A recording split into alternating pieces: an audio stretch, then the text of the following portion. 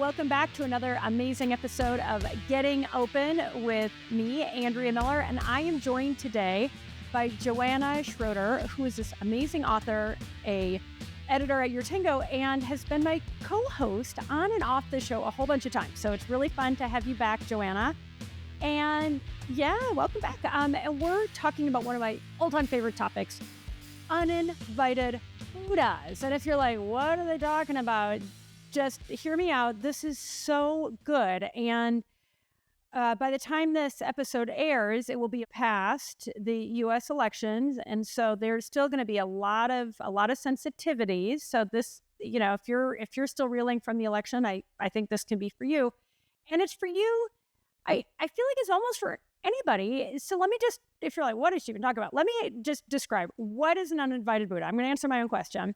An uninvited Buddha are the people in our lives who have something really important to teach us, but very often their teachings cause us to resist them, to reject them, to resent them. It's like we've got this perpetrator or this person that is really causing difficulties for us. But the truth is, and this is why I love it so much, the truth is they have something really important to tell us and teach us. And it's often because we have our blind spots and our sensitivities, hurt and heartache and so forth, that prevent us from getting the message, right? And those uninvited Buddhas, they come in a lot of disguises. Spouses, kids, parents, coworkers, like just about anybody in your life can be an uninvited Buddha. I certainly can, and we'll share some little anecdotes about how they've shown up in my life and your life, obviously, Joanna. And so for the people listening, for you listening, I hope you hang with us and think about the people in your life that you're like, oh yeah, that person that just is such a pain in my behind. Maybe they do have something to teach me, rather than that you just feeling like, oh, they're an enemy or just a pain in your neck. I bet they have something to teach you. And so Andrea, I would love it if you would explain to me why you are using Buddha here. Like, I think I don't understand Buddha well enough to know what uninvited Buddha really means. Yeah. Well, let me rewind. Great question. Let me rewind. I started calling my boys, they're now 11 and 14. When they were really little, I always called them my little Buddhas because they had something to teach me, right? And when I think of the Buddha, and Buddha as a metaphor, it's a teacher, right? And so when I think of, and even going further, a Buddha brings enlightenment. And ultimately, I mean, if you really take it to the extreme, it's freedom, right? I mean, that's, the Buddhist, it's like you want to become a free bodhisattva. You want to achieve liberation, right? So when I think of an uninvited Buddha, it is this person that is unbidden, that is back to like pain in the neck. They're coming into your life and they're just bugging you, right? And you're like, can you just stop already? You're just annoying me. And again, I mean, so many of us are in relationships with wonderful people, except for when they're not. And by the way, I mean, again, it can be a coworker, it can be a boss, it can be a teacher. Like, it doesn't necessarily have to be someone that you love. And those people, they have something to teach us.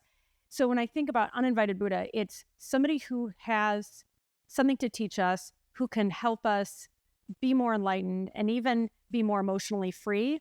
But they're uninvited because it's like we're often resisting the lesson. And what it keeps happening is that you just continue to feel like, oh, they're just a pain in the neck and you're missing the lesson. Yeah. And it seems like when we have someone like that in our lives, having a term like uninvited Buddhas invites us to reframe their presence in our lives. So you can't control that you have a child that just pushes your buttons sometimes when they're hungry or when they're tired or like when they're toddlers. But what you can control is the way that you perceive them. It's like, this kid is like a thorn in my side, or this kid is here to show me something about myself that I needed to change. And that is a really empowering shift. But like, it can be hard to wrap your brain around when you're stuck in that victim mentality. which is why I kind of like the whole concept, because it gives you a little bit of a little safety ladder out of that everything's happening to me instead of for me mentality. 100%. And I think that reframing, there's so much power in that reframing. And I've, in my own life and in a lot of people that I've coached and counseled, where, I mean, often it's with the spouse, it's with the kid. And it's like we're so convinced that other person is wrong. And in part, I'm so passionate about it because when I've been so convinced the other person's wrong, when I have the wisdom to reflect and go, okay, where might I be getting it wrong, or where might I have a blind spot? That self-reflection and letting go of the righteousness, letting go of the certainty, and instead being really curious and saying, maybe it's not them, maybe it's me, is like, that is the step and path to freedom for me. Like, that is a path to being accountable. And, and I want to say a couple quick things. One, an uninvited Buddha is not abusive, right? So if anybody here is listening, physical abuse, emotional and mental abuse, that's not an uninvited Buddha. That's an abuser, right? I'm talking about people that challenge you and that just kind of piss you off and that cause frustration, right? But not in the extreme. So just to be clear, and I want to share, this is a great quote I just saw the other day from Carl Jung, where your fear is, there is your task. And I liken that with the uninvited Buddha, because where there is tension, where there is fear, where there is frustration, I mean, you can use a lot of different synonyms for fear or replacements, similar words for that. There is your task. It's like, to me, you, rather than the locus of control being outside of you, oh, this person is a jerk, this person's an idiot, I mean, and we've all seen the bumper stickers and the t-shirts and the memes with the big circle and then that little tiny dot in the middle saying, the circle is somebody else's life and then what we know about it. And we may say, well, no, I know a lot about my spouse's life or my, kid's life or whatnot. And yet so many of us are guilty of projecting, I want, especially as a parent, I want this now. I want you to clean up your room. I want you to get good grades. Me. And, and we're doing it out of love and genuine concern and care for our kids. But I think of, gosh, especially talking to Dr. Shefali a number of times, where she's just all about like, hey, parents, back off. Give your kids that space to be themselves and not impose yourself. And I've gotten it wrong a ton of times. And it's why I'm so passionate. Joanna and I have talked a lot about this. And, type A, triple type A Aries, like, we want the best for our kids, of course. And yet, and we think we know how to get them there. Well, and that's it. And, and let's face it, kids they do need guidance and so forth. And yet I think there is just a tremendous amount of wisdom in stepping back and instead of continuing to lecture and continuing to insist, to really be curious. And I feel like so many of this space, I mean, Destiny Ann Davis, Eli Harwood, I mean, all these parenting experts that are brilliant geniuses, I think they're all saying very similar things, which it's like, be more curious. And if you're more curious about your kid, you're going to start seeing things about yourself. And let me reframe another thing quickly, which is, not only is it good for the kids, it's objectively good for the kids. There's decades of research into why trying to control them and make them what we want them to be is bad for them. It creates distance, it creates disconnection, it makes them feel insecure.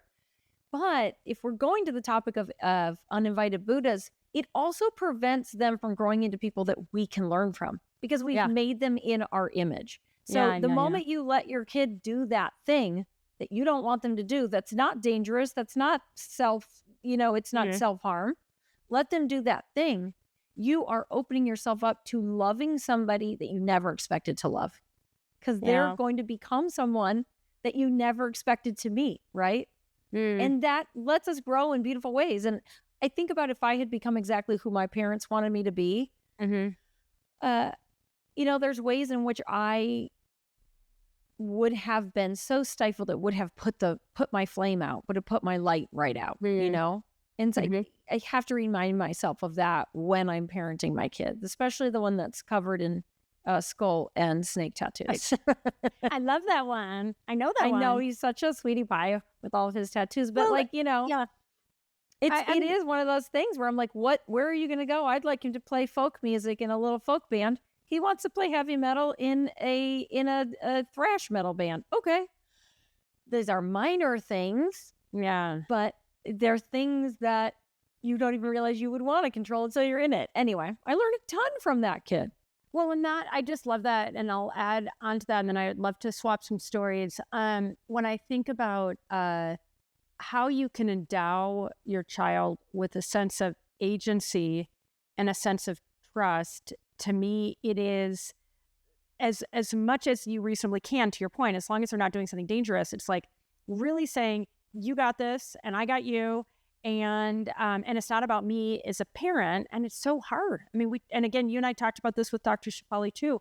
Like, we want our kids to go to the best colleges. Remember, she called me on. She's like, Andrea, there are no the best colleges, right?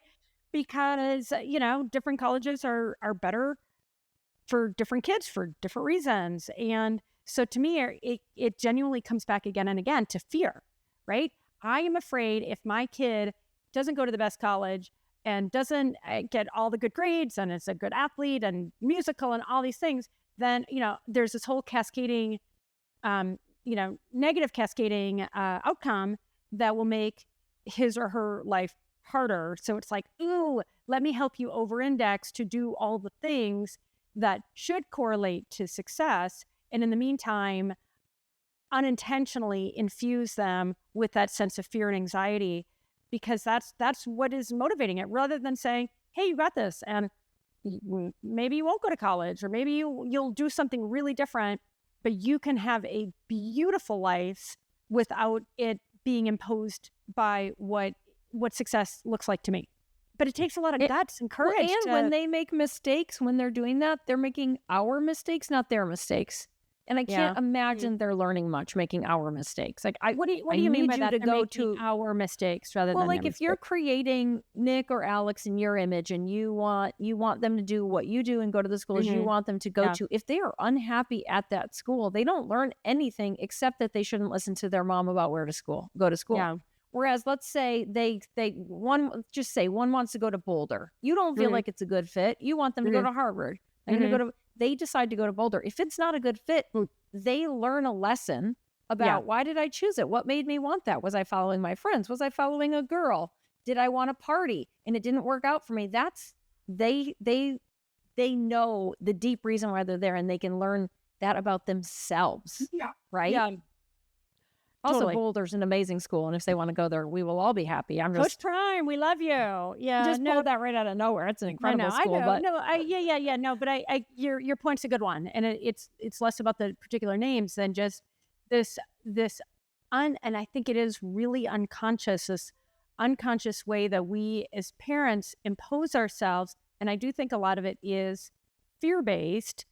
Because it's like, and I've made this mistake a million times, like, all right, I'm shouting at my kid for not cleaning up his room, or, you know, not doing something. And I think the thought bubble in my head, if I'm being really honest, is, well, if he's not doing it now really well, then he's going to be married to somebody and continue not to clean up his mess or whatever, you know, like. Isn't it funny how we can jump all the way to them being 35 years old when they're 15? Mm-hmm.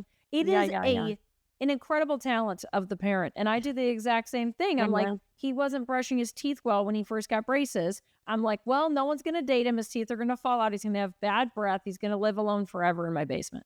I don't even have a basement. Yeah, no kidding. I'm like, oh, what? How live in my basement? I kind of love that kid.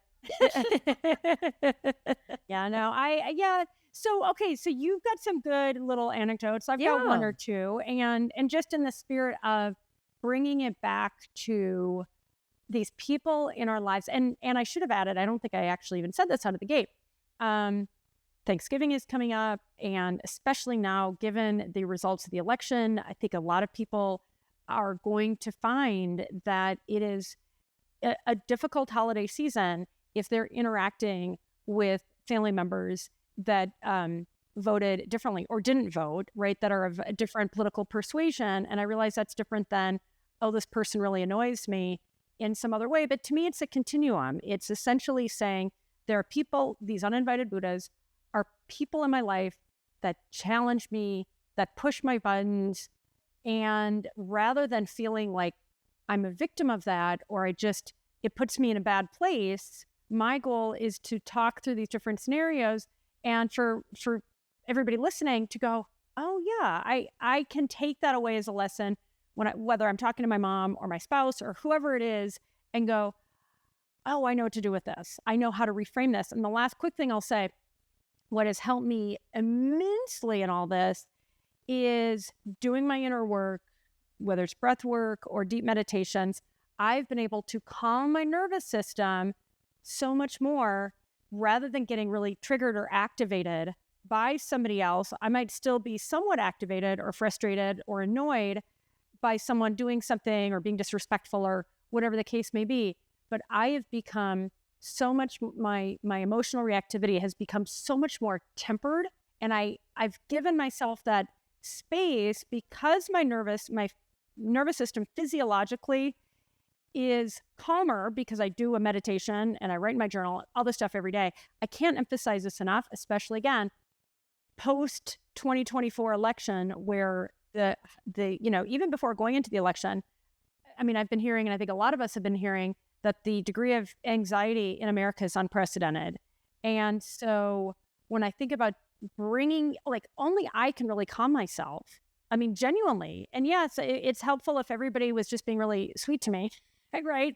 But that's not reality. Like, only I can genuinely find that well of wisdom within. And if something happens with my spouse or my child or a coworker or something that's hurtful, I am so much better able. So I just want to give that PSA, give that shout out for anybody who doesn't have that kind of practice that is helping them calm.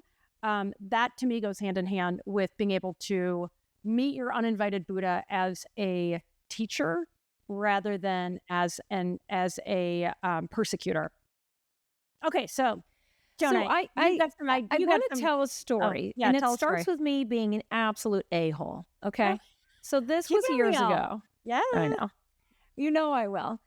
This was years ago. And one of my sons was on a middle school basketball team where he was the 6th grader and his friends were 6th graders, and there were all the way up to 8th graders. And as you know, as a mom of adolescent boys, the difference in body size between a small 6th grader and a large 8th grader is it's enormous. The potential, right? One could be a child and the other could almost be a man. Truly. It's truly amazing how developmentally different they can be at this age. So during the course of one of these basketball games, a kid that was a big kid went up behind one of the bigger of the small kids and followed him so hard into the bleachers. Now, I live in a little tiny small town and everyone knows each other. And this kid who did the shoving, he had this look in his eyes that was scary. And people didn't say much, but the kid that he shoved was the gentlest, sweetest child on the planet. And I watched my son just shrink back. And the pain in the one that got shoved, the pain in the eyes of my son, and the carelessness of this child that shoved him, it was mama bear to the worst degree inside of me. And I actually talked to this child's mom, and I was like, I said, what are you going to do about your son doing that? And she said, oh, didn't he just follow him? And I was like, no, it was really bad. And then our mutual friend, I was like, he looked like psycho. And our mutual friend was like, yeah, it was bad. It was resolved. I didn't need to say anything else. But when I got home, I got on Facebook and I wrote a thing. I didn't put the kid's name. I didn't put the mom's name. I just described it. And I talked about how it was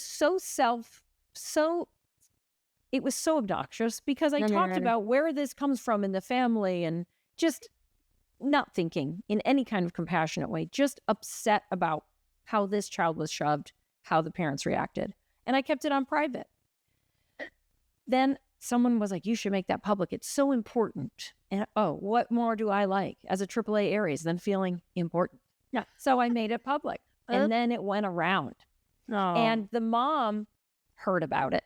And the mom, our mutual friend, heard about it. And she was like, you need to take this down. You are condemning this kid. You are implying things about the parents. And I was like, nope, I did the right thing. And I got in a fight with that friend, and I was not kind to her. And so then I'm fighting, I'm being a complete a-hole. And then one of my good friends that I trust texted me, and she said, you sound like a bully. Oh, shit. And I was like, shit. Yeah. I do. And at that moment, I had the choice to continue being the victim of my own drama. Righteousness, right? Yep, righteousness. I had a choice to say, no, I'm doing the right thing. I'm standing up for this kid that got shoved. I'm standing up. And I went, nope, she's right.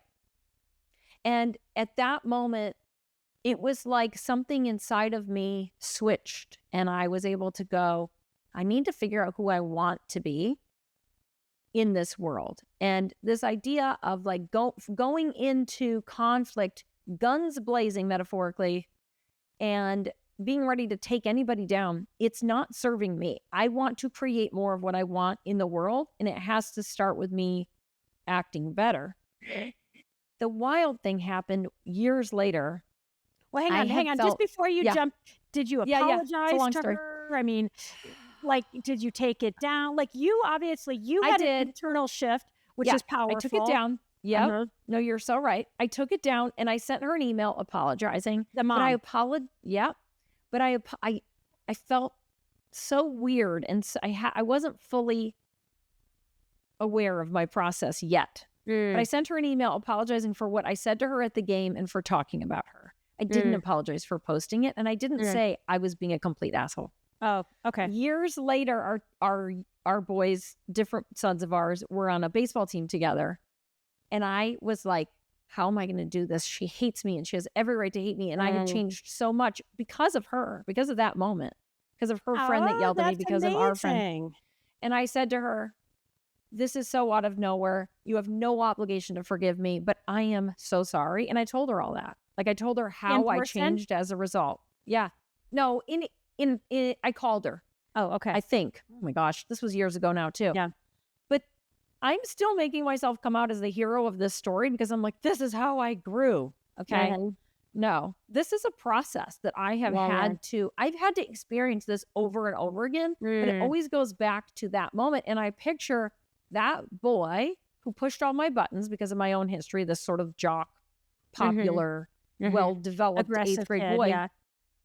He pushed my buttons. His mom, sort of not seeing what was happening, pushed my buttons. It was very hard to heal that, and it still pushes me. But I think of those two, and I love that mom now. I love her. So she's what was her response like? Was she gracious, or was she like? The first apology, she was like, "This isn't really an apology. Like, what are you even doing? This is like you're not even taking responsibility." So the first one, okay. But years later, she's like, "I have thought about this so many times. I am so glad you reached out. That must have been hard." Like, she's a goddess. Like how she had an opportunity to be like, F off, you're an idiot. And I would have just had to be like, I am an idiot. Yeah. Oh. But instead I was like, I just now, anytime I start to react like that, like I get a picture of her name is Stacy. I get a picture of Stacy and I'm like, that's kind of more how I want to be. I'd rather be the one that stands up for herself, but is gracious. That's an amazing story, and it takes guts to share that. I love it. Thank you. Right? I mean, because we've all been the a-hole before, right? Yeah. I mean, and I realize that is a it's an interesting kind of not inversion. It's like she was your uninvited Buddha in a lot of ways, even though you were the aggressor. You taught her a ton, clearly. But what I love about this, Joanna, I don't know if I taught her anything. So she said to you that she thought about the experience many times. So you clearly taught her something, right? I mean, yeah, or I might have just taught her that I'm an a-hole. I don't know. I can't control that. I hope that now we both have learned a thing, Well, and that's where I want to go when I think about an uninvited Buddha having something to teach us. So often there is some kind of conflict, And when I think about people being accountable and looking at their blind spots, this idea of like, ooh, this is how we get closer. This is how we learn. This is how trust and intimacy are built. Like, to me, so often we resist the opportunity to be accountable, to your point. And we, if somebody is an idiot, it's like, well, they're an idiot, I'm just going to write them off. Rather than saying, in fact, we're in a little bit of a situation with some close friends of ours, and we're still in the situation, so I'm not going to talk too much about it. Keep it vague. And it really is. There was just something that happened with one of our kids, and it was just it's hard. And my my instinct has just been to be really open and really try to understand, rather than being angry or judgmental. And it's like, I'm back to, okay, uninvited Buddha. What am I being asked to learn? What am I being, and what am I being asked to do? Because again, I feel like we're in a world where it is so easy.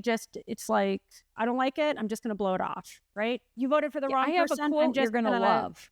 I'm going to cancel you, right? That's the easy thing to do. The hard thing to do is say, let me understand. I really want to learn, right? And that puts you in vulnerability, but it also gives you so much freaking power. But that's where I feel like a lot of people are like, nah, I just want to judge.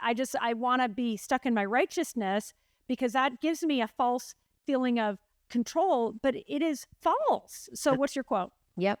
So I have a quote. Yep. It's a quote from Emerson, and I have to read it now. Let me never fall into the vulgar mistake of dreaming I am persecuted whenever I am corrected. Oh, snap. Yeah. Yeah. Let me never fall into the vulgar mistake of dreaming I am persecuted whenever I am corrected. And it requires vulnerability. Like, I think about my friend Danielle saying to me, you look like a bully. You're being a bully, right? And I was being corrected. And by the way, I feel like, last time I chatted with Marianne Williamson, this idea of like, what does she say? I want to think of the quote. Honesty without compassion is brutality, right? And I don't know how compassionate your friend was. I mean, it takes guts to tell people the truth. Let's face it. It takes guts to tell people the truth.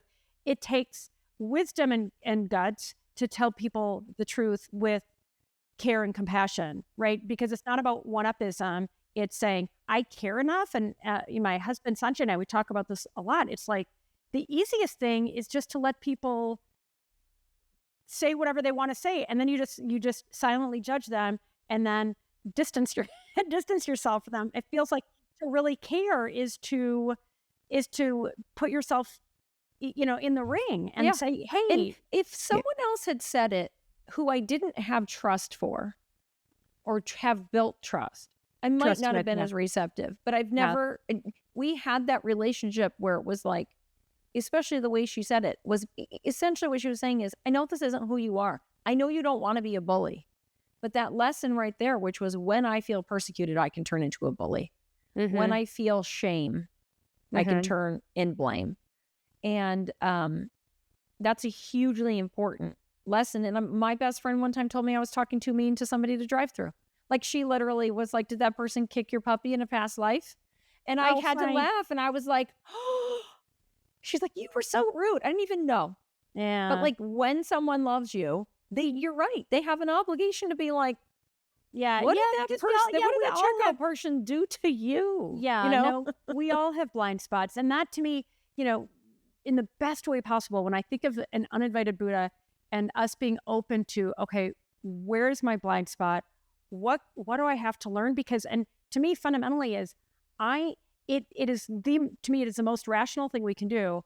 I am uncomfortable. And if I keep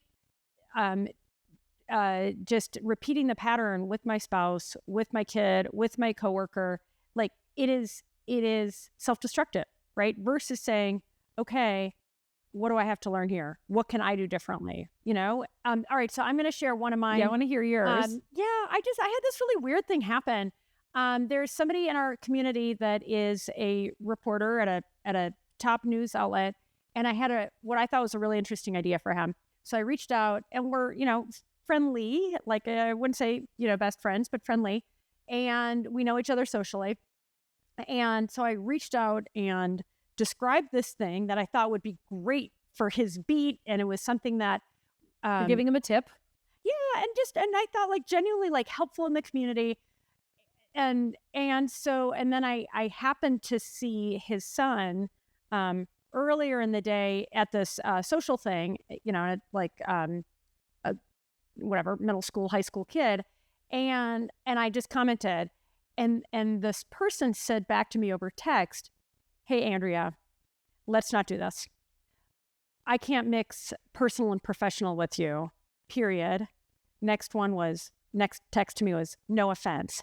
And I was ready to lose my mind. I was like, I wanted to write back like, "I am offended." Like, what gives, dude? Like, I am connecting with you on something professionally. If you're not interested, all you have to say is, "Hey, that's not for me. No, thank you." Wait, and then you said something nice about his kid, like your kid had shot a great goal or something? Yeah, like I happened to see his kid that day. And it was just like, Andrea, let's not do this. We can't mix personal and professional. And After you said a nice thing. Yeah, like it was just weird. And so my instant reaction, it's like I could feel my heart racing. I could feel like just really physiologically activated. Like, sounds like shame. Yeah, like he shamed you. Yeah, no, he did. Like, "Andrea, let's not do this." And I'm like, do what? Like me tell you something and then like say I saw your kid and whatever. And then, then he says, "No offense." And then I'm like, okay, I'm totally offended. But this was the uninvited, like, it was like, and I thought about it and I thought about it and I chewed on it. And my response to him was like, yikes. Okay. Right. Because I kept thinking, I don't want to not respond. And then I don't want to be, there's no need for me to be a hole. Right. And so it's like, yikes. Okay. Like, whatever, dude. And then the reason I bring it up is because I thought about it quite a few times. And I finally came to this conclusion. It's like, this had nothing to do with me. And that ended up being, I mean, if I'm being honest, it's still a little like, what the frick, dude? But 99% of me is like, oh, and it's happened a handful of times where someone has just been rude or unfair or whatever. And rather than saying, oh, I need to fight back or I need to do something about this or I'm going to chew on it, like I hadn't even thought it, like this happened a while ago. And I'm like, oh, yeah, that happened. And now I'm kind of laughing about it. And so to me, what I learned from that was, you know what, Andrea? And, in my ideal world, I would not only just say it's not about me, I could send him loving kindness and go, man, what's going on with him that is causing him to lash out at me in a way that is so unfounded? It was unfounded. And so that he might not even have any idea is at work inside of him. Well, yeah, totally. And, and I'll see him eventually. Maybe he'll bring it up. And I probably will, out of the spirit of less about being contentious and just genuinely curious. And then he may say, because let's face it, when you're an a-hole, most people will not want to say, yeah, I was an a-hole. So and it's happened before where my goal would be to say, hey, geez, I was a little surprised by your response, like saying something kind of disarming. Like, I don't need to say, geez, you were such an a-hole. Like, I was a little surprised by your response. And then he'll either say, I don't want to mix personal and professional. And I'll be like, wait, come on, and then have a decent conversation. Or he could say, you know what, Andrea, I'm sorry, that was actually uncalled for. This actually happened. We had somebody that came to a party at our house a handful of months ago, very inebriated. And my husband and another neighbor actually had to drive him home. And I was really worried about this person. And rather than them waiting for him to say something to me, I reached out, and alcoholism is something that, we've talked about a lot. It's in my family, as sort of an addict myself. It's like, I wanted to reach out and say, hey, I'm concerned. I hope you're okay. Like, not judgy, even kind of, not like and I realize even just what I said, like, that can sound like I'm concerned, like, oh shit, you better shut up, Andrea. Like, I really found a way, and I can't remember exactly how I said it. I really tried to find a way to open that door because I knew he wouldn't say something to me because it would be too awkward and uncomfortable.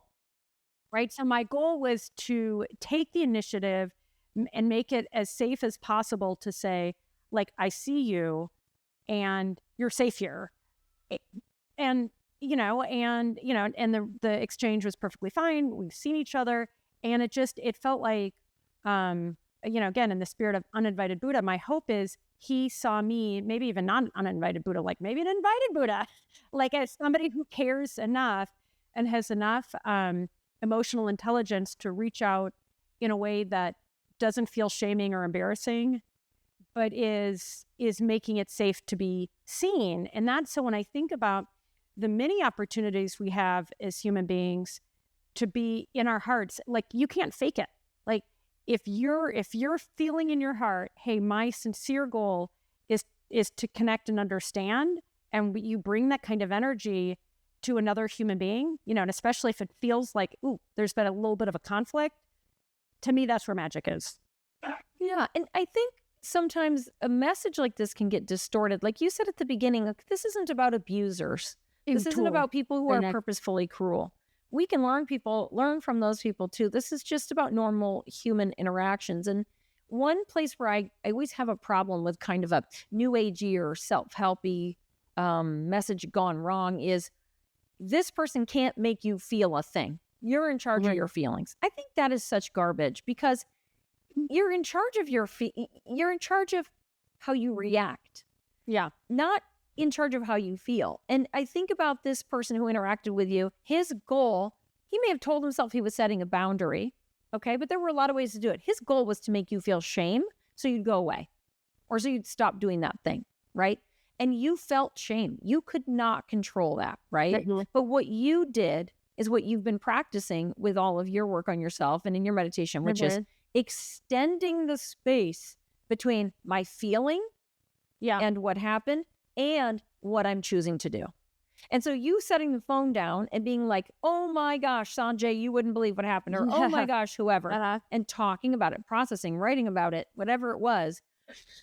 And that is where that magic happens. It's that magic pause, right? And when I went home and wrote that thing on Facebook, I did not respect the fact that I needed distance from feeling triggered. I could not help but be triggered by that interaction.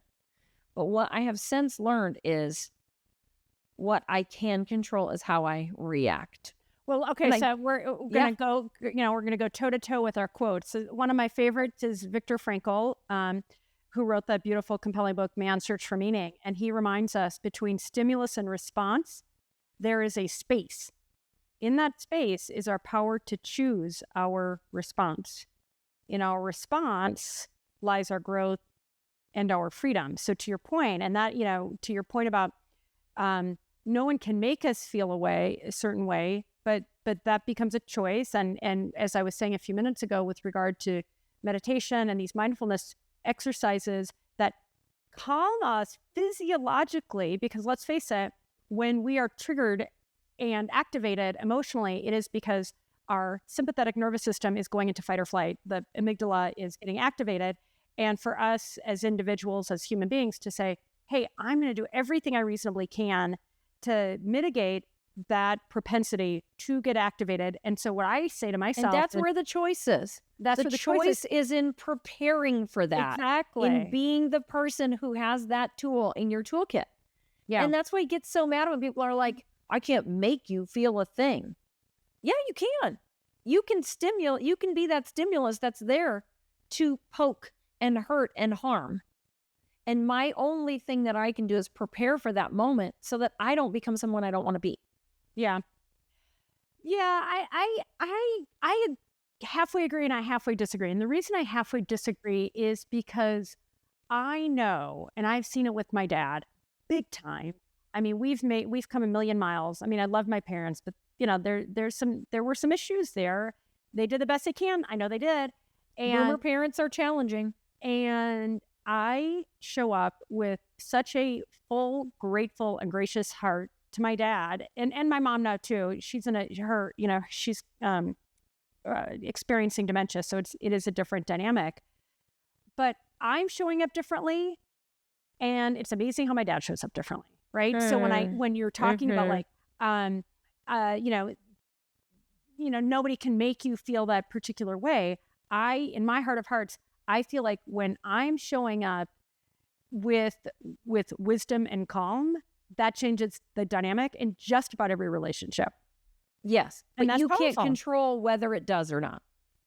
That's the Then- thing. You can control what you're bringing to it, and you can hope for what comes back. Yeah, totally. And but I guess I would also say, like, if one of my kids, and this happens from time to time, is super disrespectful. That has happened. Yep. And then Not I a teenager. No, Who's never ever heard of that? Right. And then I freak out and overreact and shout and am foolish. Did he make me do that? No. Like that, ultimately that was me overreacting, and I got to own it, right? And that's when so when I talk about my boys, in that regard, as an uninvited Buddha, where I have gotten activated because they're behaving in a way that is totally normal and appropriate as a teenager or as a tween, and for me to go, oh crap, I overreacted, and they have something to teach me. It's my job to go into the deep well of wisdom within me, and next time they're being like that again, for me to not take the bait and not overreact. I mean, like, they have helped me as a type AAA Aries. I have had to change and learn not to do that. I mean, I'm not perfect, but I am way better. And again, so I'm showing up differently, and it has enabled us as a family to not have so much conflict, right? Because what used to happen is they would say something disrespectful, and it would just, like, the escalation would occur. Now it's like, and now it's like, okay, you're my uninvited Buddha. You've been disrespectful to me, but rather than taking the bait, I'm saying, how can I be curious about that, right? Because maybe they've had a bad day, or they're hungry, or whatever the case may be, right? And Well, the that's last question I want to ask you is this. With our kids, we have to show up. Okay. Yeah. We can't just cut them off. If someone else acted to us like our kids act, we would be out, right? So we have to show up. We have to be steady. We have to be strong. We have to deal with their crap. That's our job, so that we don't send monsters out into the world, right? So, but how do you know when someone is activating you and how do you know when to cut them off? Because we were talking about abuse. If you've got someone who's treating you badly and you can cut them out of your life, how do you know when the lesson is that you have to cut them out of your life? Do you have a sense of that? It's hard, right? Yeah, no, it's super hard. And I do think about in my own life, and people that I know and so forth, where it's like they're relatives, and my relationship with a relative is very different, say, than my siblings' relationship with a relative. And it's just like, I feel like it is so much a case-by-case basis. And I on the one hand, I'm all for people saying, I'm not going to subject myself to this terrible treatment. I'm out, right? I do think that's an appropriate response. I also feel like this idea of going no contact and cancel culture, because there is a propensity for so much anxiety and judgment and so forth, it feels like that decision, whereas maybe in the past that would happen 1% of the time, now it's happening like 15% of the time. I mean, the numbers of people that are estranged is very, very high. And if that's what you got to do, it's what you have to do. But I guess I think of it like divorce. Like, to me, only, like, you got to do everything. Like, you got to go to the mat, you got to look within, you got to go to therapy, you got to, like, do everything. And then if it just doesn't work, okay, fine, pull the plug, right? But I think there is, again, a propensity for people to go no contact and to say that person sucks prematurely, rather than saying, what can I learn? How can I be curious? And again, especially in this fraught political time where a lot of people are saying, I can't be friends with somebody who voted differently than me. I can't talk to my parent who voted differently for me. I mean, it's a very big price to pay, and not to go on into that political rabbit hole right now. But I think it's incumbent upon each of us to look within and say, all right, I'm being activated. What do I have to learn? And at least try to be open and give them the benefit of the doubt, because it's like so often people are just, they're coming from a different perspective, not a bad one. I don't think many people want to be the persecutor that we ascribe them to be, right? And so then it's back to like, to me, it's a superpower, and it's like reclaiming our agency to say, what am I gonna learn from this? And choosing a response rather than being activated and triggered and reactive. Like, that's not a choice. It is a choice, but it's not a very wise, enlightened choice. Well, at our Relationship Fitness Summit, Dr. Rita Faye Walker, who's like 30 years of practice, she's amazing. She said, we don't have to cut people out of our lives, but we can move them to the outer realm. You got a spider web, and at the center is the people you trust. And then some people you just do, you move them out. And there's still, there are those shades of gray that I think can be really valuable too. But I think you're right. I think you're right that we can still, we can still learn from them while they're out there. And then maybe they change and grow, and you can bring them back in. You change and grow, they change and grow. But that to me is the magic of, we're all in relationship, right? And to me, wisdom says, let me not just cut this person out. Let me really try to understand. And sometimes that, like Dr. Frank Anderson will say, like, sometimes you just can't, you can't do that. And then, you need to give yourself that space and not forgive prematurely. And anyway, so much more on this topic, but let's wrap up. Thanks for tuning in to another amazing episode of Getting Open. If you have active uninvited Buddhas in your life, and I know you do, let us know in the comments. Like, share what you got. Is it your mom? Is it your dad? Is it your coworker? What did they do? What are you doing in response? This show is really about learning and growing together, right? So let us know in the comments. You can also email us at gettingopen@yourtango.com. Tell us what you love. Tell us a guest that you would like to have on the show. Tell us what you hate. Like, what are we doing that's like really screwing the show up? And we should have someone on who can tell or read these uninvited Buddha stories, because they're so interesting. I would love to hear from people about that. It's so common, right? And we are just so convinced that it's the other person, right? I mean, I feel like the story as old as time. We're so convinced it's the other person, when the truth is so often we're having conflict, and there is something inside of us that just needs a little more care and attention. And that to me is that wisdom and compassion. Only we can cultivate it. So, all right, that's it. Joanna, thanks so much for joining me. I can't wait for you to come back. We've got so much more to talk about. Thanks for having me. I love it. All right. Thanks for tuning in, and we'll see you next time on Getting Open.